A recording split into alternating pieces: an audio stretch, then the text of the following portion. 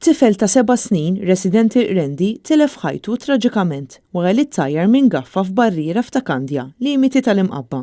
L-inċident seħħa l-ħabta tas-7 tal-ħamis filgħodu fil-barriera fejn jaħdem il-missier tat-tifel. Jidher li l-gaffa kienet ipparkjata fil-ġenb fuq rampa meta l xi raġuni bdiet mixja waħedha blura bil-konsegwenza li laqtet lit-tifel. Min informazzjoni li waslitilna jidher li t-tifel kien jinsab fil-barriera flimkien ma' missieru waqt il-ħin tax-xogħol tiegħu. U rab oħra li kienu fil-post fil-fatt ġew mitkellma mill-pulizija biex jassistu fl-investigazzjonijiet. Fil-fatt mill-ewwel informazzjoni li waslitilna kien missier it-tifel li jafża lill-pulizija b'dak li kien għadu kif seħħ. Dan hekk kif mar jiġri fil-faċilità li l-korp għandu f'Takandja stess, ftit passi bogħod minn fejn seħħ il-każ.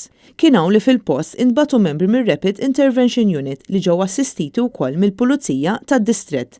Immedjatament fuq il-post issejħu ukoll tim mediku mill-Isptar Mater Dei sabiex jagħti l-ewwel għajnuna, iżda sfortunatament it-tifel ġie ċertifikat mejjed fuq il-post. L-investigazzjoni dwar dan l-inċident għadhom għaddejjin b'diversi esperti tal-qorti fosthom it-tabib Jonathan Joslin mar fuq il-post. Fil-barriera marru wkoll l-uffiċjali mill-Awtorità Maltija għas-Saħħa u s-Sigurtà fuq il-post tax-xogħol l-OASA biex iħejju rapport li mistenni assisti lill-investigaturi. Il-Maġistrat tal-Assa José De Micoli ħatret inkjesta maġisterjali dwar dan il-każ.